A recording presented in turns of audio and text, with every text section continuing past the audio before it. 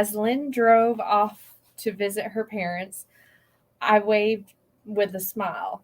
I was going to enjoy the next week. Sure, I'd miss her, but it was going to be great hanging with the guys too. 7 days wasn't a long time, but it was long enough. As much as my friends make fun of me, I'm truly in love with her. We'd never been apart for longer than a weekend before, but even then, we'd check in with each other a few times a day. Unfortunately, this time around, her and her parents were vacationing in a cabin out in the woods. So the cell phone reception would be spotty if it even existed at all. Living out in the deep country, cell phone service issues were something we had grown used to, but this was even more remote than we were living. I likely wouldn't even hear anything from her until they were leaving, which made more than a little nervous, which made me more than a little nervous. Hopefully, everything would go well and the time would fly by quickly. Later that evening, I went out with my buddies, Greg and Nick. We had planned to hit up a local club where one of our favorite local bands were playing. Thankfully, Nick had volunteered to be the designated driver, so Greg and I got completely shit faced.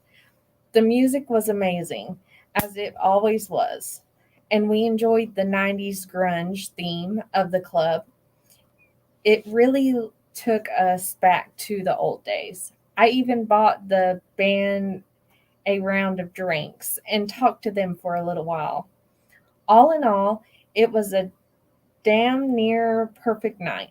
Nick dropped me off at home and I wandered up to the front door. I took my keys from my pocket and slipped them into the lock, but found the door was already unlocked. That was odd. I could have sworn I'd locked it on my way out. I went into security mode and quickly stumbled into the house, grabbing a huge umbrella from the nearby stand as I went. I staggered into the living room with it held over my head and came to an abrupt halt, seeing Lynn sitting there reading a book. I pulled a smooth move and put the umbrella away before she looked up with a loving smile. Have a good night, babe? I rose a brow and moved to sit next to her on the couch as I spoke. Yeah, it was awesome. Shrug was playing tonight. What are you doing home, baby? I thought you were on the road to a cabin earlier. She smiled and shrugged while replying. About a half hour or so after I left, I got a call from Mom saying that Dad wasn't doing too well, and we had to postpone until next weekend. It kind of sucks, but since I don't work weekends, I guess it's not really that big of a deal. I was a little concerned hearing that. What's wrong with your dad? Is everything okay? She nodded and put a hand on my leg. Yeah, just his blood pressure again. It sounds like you know how stressed out he is all the time. I nodded. Her father had seemed more stressed out than usual lately. I adored her father, truly. He'd given me a lot of amazing advice over the years and had welcomed me into their family almost immediately. He had become more of a father to me than my own father had ever been. Somewhere I even still had a Era Heap album he'd given me in high school. Just one of those completely random memories. I was glad the man was going to be all right. The room was still spinning a bit from all the alcohol. I'd looked longingly at the kitchen for a minute. I hadn't realized how hungry I was up until that moment. I looked back to Lynn with a huge smile on my face. Babe, how much do you love me? She set her book down and rose an inquisitive brow at that, certain I was playing her up for something or another. More than anything, an exact answer depends on what exactly it is that you want. I chuckled at the drunkenly before responding sweetly. I would give you my kingdom for a bacon burger right now. Lynn smirked at my comment. And what kingdom would that be, Aaron? My smile faded a bit as it took all the concentration that my drunken mind possessed to think of the name of my kingdom. I grinned again when I thought of an idea and told her about it. The kingdom of nerves are never sober, where the men drink all day and the ladies make bacon burgers. It's a magical world, really full of great liquor and greasy foods. No one gets a hangover there either, which is why it's magic. She seemed impressed that I was able to string all that together and took some time to blatantly laugh at me before responding. Sounds like you live in a very sexist kingdom, sweetheart. What if I want to drink all day and have someone make me burgers? I was quick to respond. Yes, I thought you might say that. As the king of Never Sober, I hereby make you my queen. She shall drink or make burgers on alternating days, except for Sundays, when we shall drink beer together and eat pizza. 'Cause let's be honest, sometimes you just need a break from burgers. That, of course, uh, elicited another grin and laugh from Lynn. She ran her fingers through my hair for a moment before slipping off the couch. Only because I love you, my king, shall I make you the burger that thou hast so humbly requested. I was a little surprised. While she did cook for me generally, she'd usually suggest that we get some fast food or something. So she didn't have to cook so late. I assumed she was just in a great mood and decided not to question it. Least my bacon burger be forsaken. I laid down on the couch and closed my eyes to rest for a second. The next thing I knew, she was shaking me awake gently and laying my plated burger on the coffee table in front of me. Just as I shook off the sleep and woke myself up, she was coming back with a nice tall glass of milk, and she knew me so well. I kissed her on the cheek and tucked it into my food. I finished in record time and chugged the last half of my glass of milk to wash it all down. I looked over at her when I was done. Thanks, baby. I'm lucky to have you. She smirked at that before replying, Damn right you are. I laughed and stood up with a stretch. I took his plate to the kitchen sink and pre washed the ketchup from it for easy cleanup later. I wandered back into the living room with a yawn before looking at her again. I'm tired, baby. I think I'm going to head to bed. Coming with me? She smiled at me over her book as she responded, I'm going to stay down here and do some cleaning before between chapters. I'll be up in a little while. I bowed my head to her reverently while speaking. I shall see thee on the morrow, my queen. I left the room, followed by a new round of laughter echoing down the hall from Lynn. I somehow managed to climb the steps and ditch most of my clothes on the way to bed, where I quickly passed out. I woke up in the middle of the night to strange sounds coming from downstairs. A quick glance to the other side of the bed told me that Lynn hadn't made it to bed. I blinked my eyes a few times, forced myself to stand, and walked out of our bedroom and down the stairs. I walked as quietly as I could out of habit for the time of night. When I got to the bottom step, I looked both ways and ended up slowly following the sound to the bathroom.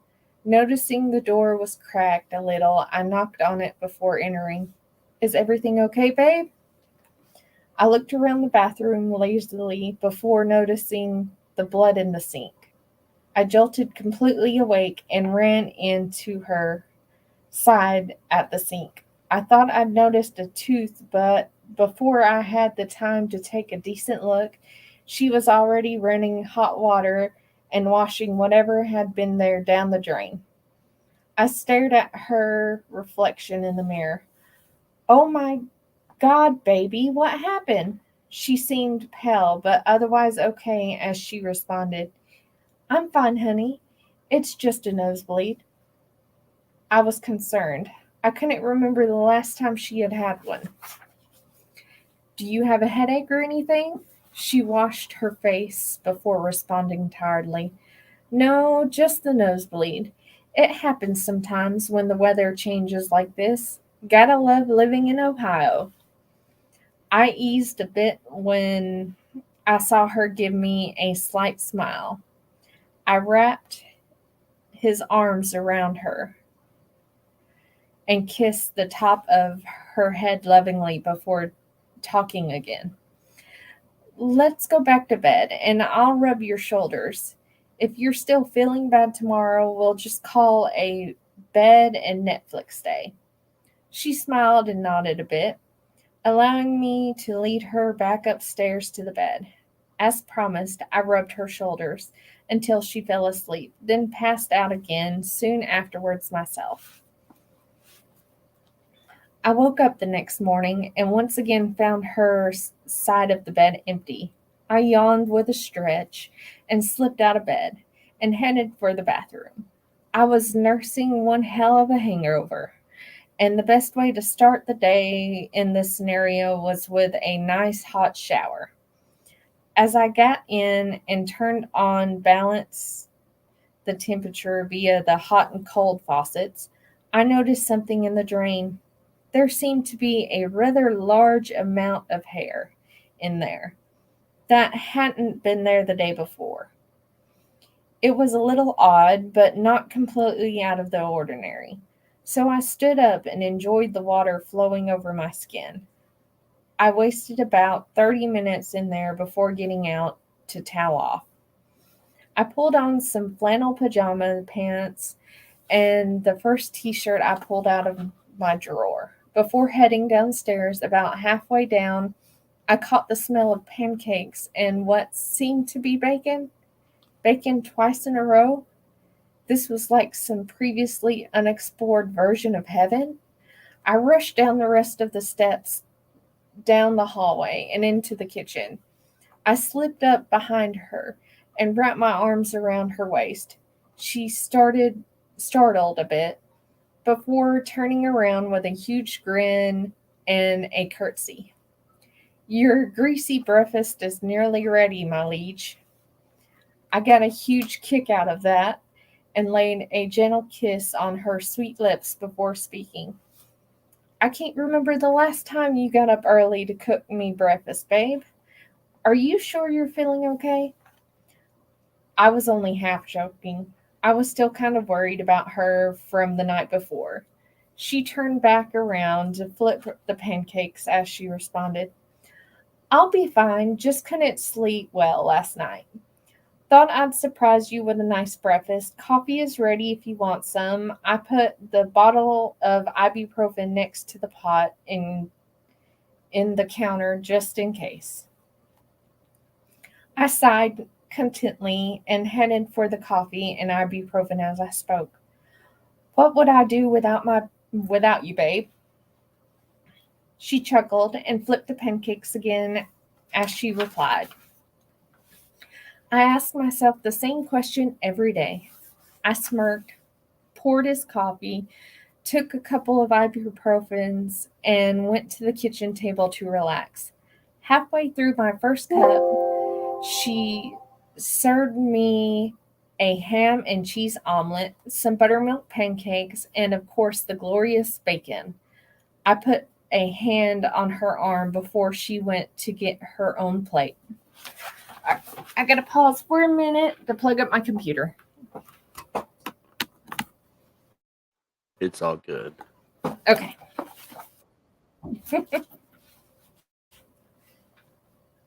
I really appreciate this, babe. Love you.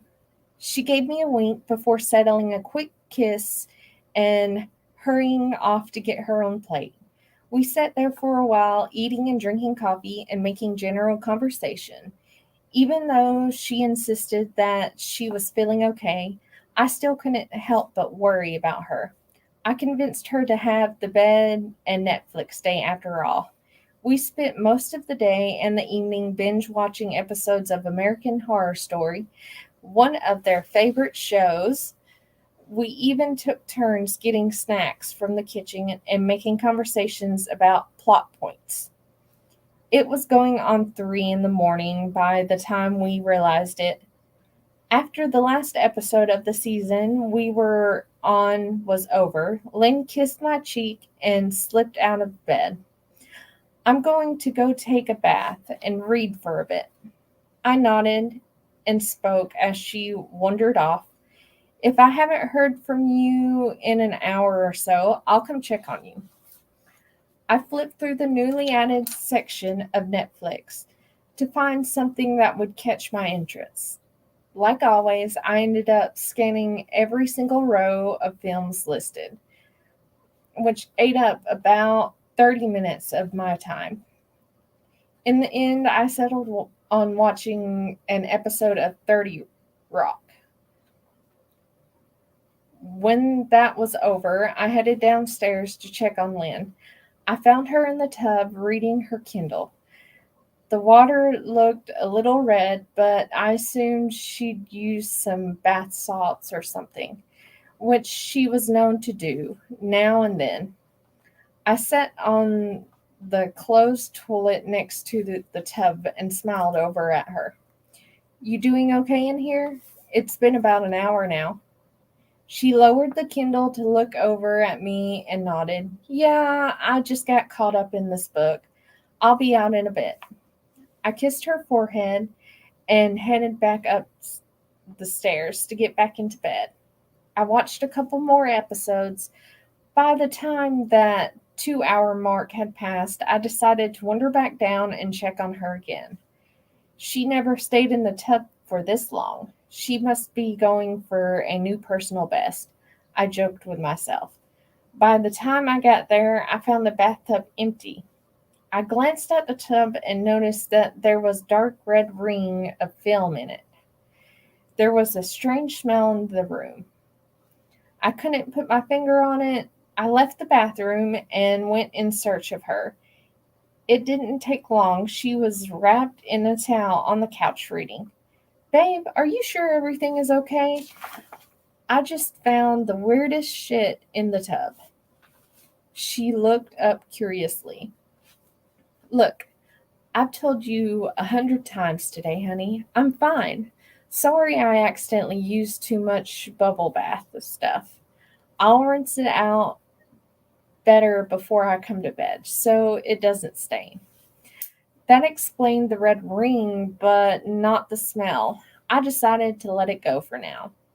I carefully unwrapped the towel from her body, ditched my clothes, and we made love right there on the couch. We'd been lurking some spontaneity lately, and it was nice to just go with the flow of things, so to speak. Things seemed a little different, though. It turned out to be the best sex I'd ever had in my entire life.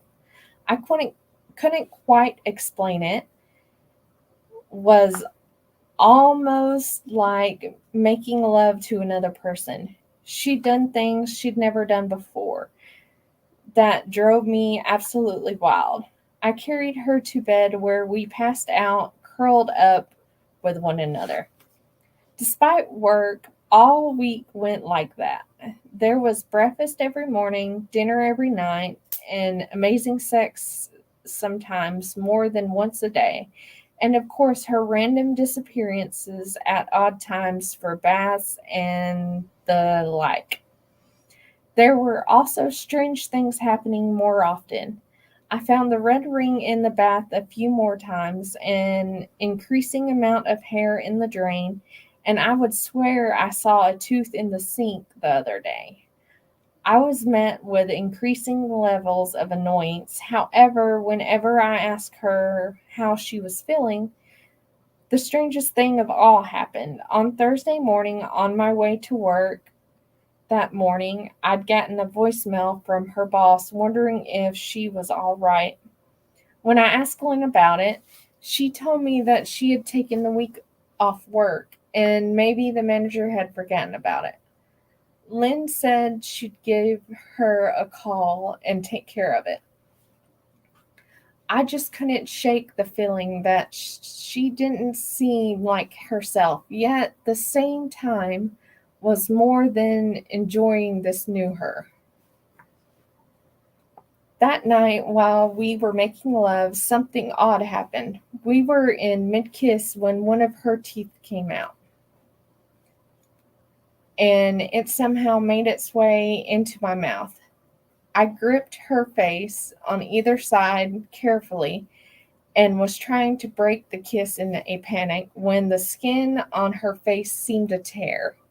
She jumped up and ran to the bathroom, with me hot on her tail. She slammed the door in my face and locked it, refusing to let me in. That's when I heard my cell phone ring upstairs. No one ever called this late, so I assumed it was an emergency. I dashed upstairs to grab my phone and was in the process of answering it again as I was about halfway back down the stairs. It was Lynn's mother. Aaron? Hello? Yeah, I'm here. Is there something wrong with Jeannie? No, it's Lynn. There's been an accident. At that, I jerked my phone away from my ear and looked between it and the bathroom before responding. Had she called her mother? What's going on with Lynn? I've been worried for days. We just made it to the hospital. Something attacked her out in the woods this morning. The doctors think it was a wolf or something, but we're still not entirely sure yet. How quickly can you make it here? The whole world came to a standstill. How was any of this possible?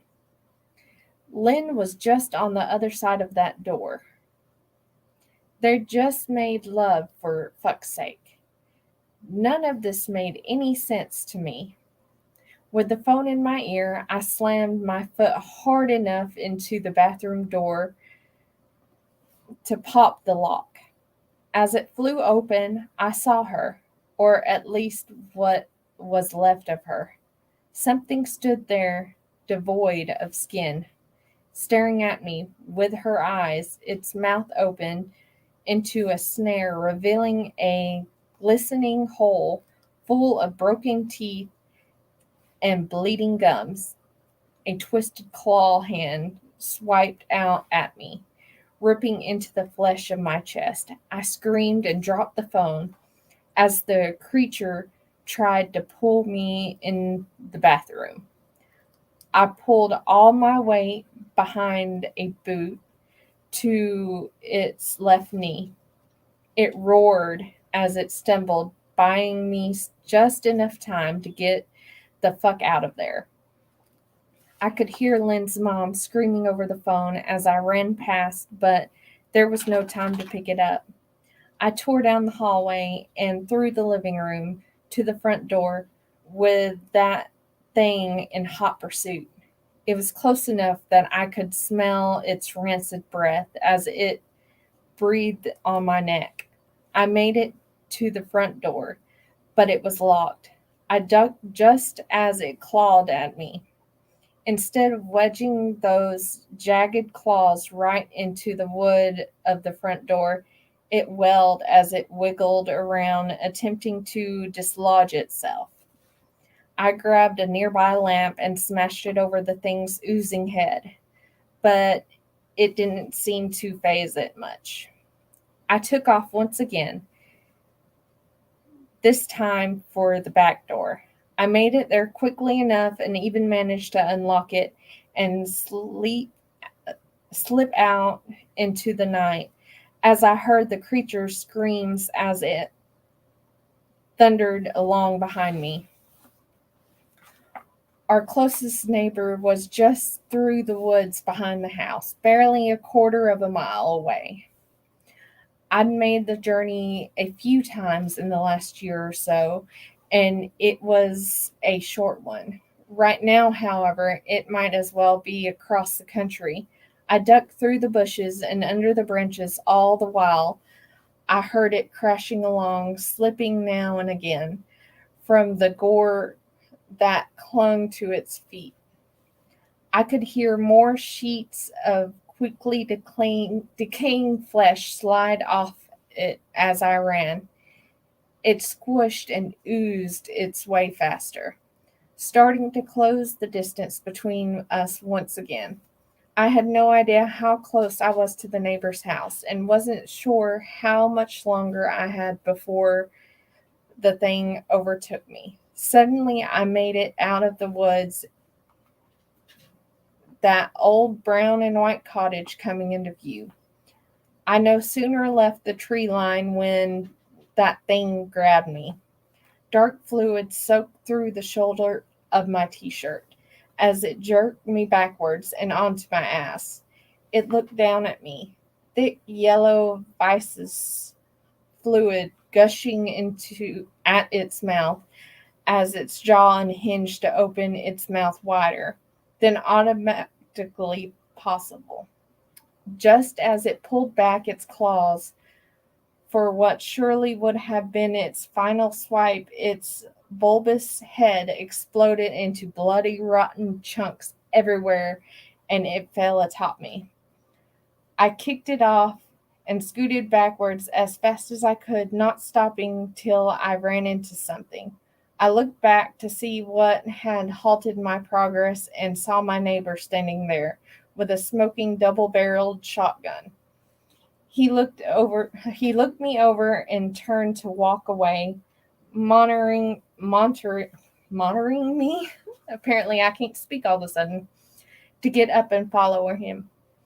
Not even thinking twice about it, I pulled myself to my feet and followed him inside. Once inside, he set me down on his couch and slipped a beer into my hands. He sat in a recliner across from me and lit his pipe. We sat there in silence for a little bit while I drank the beer and tried to come to terms with what I'd just seen.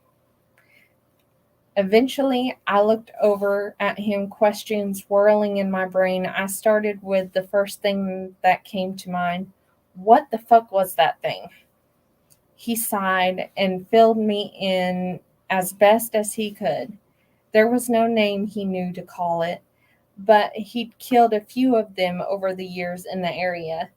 They were known to take over the life of a loved one, and over time they'd eat you alive before moving on. He told me that it happened to him a few years back, and he'd never heard from his actual wife ever again. He thought maybe the thing had killed her, which of course immediately snapped me back to reality. I borrowed his phone to call my wife's mother.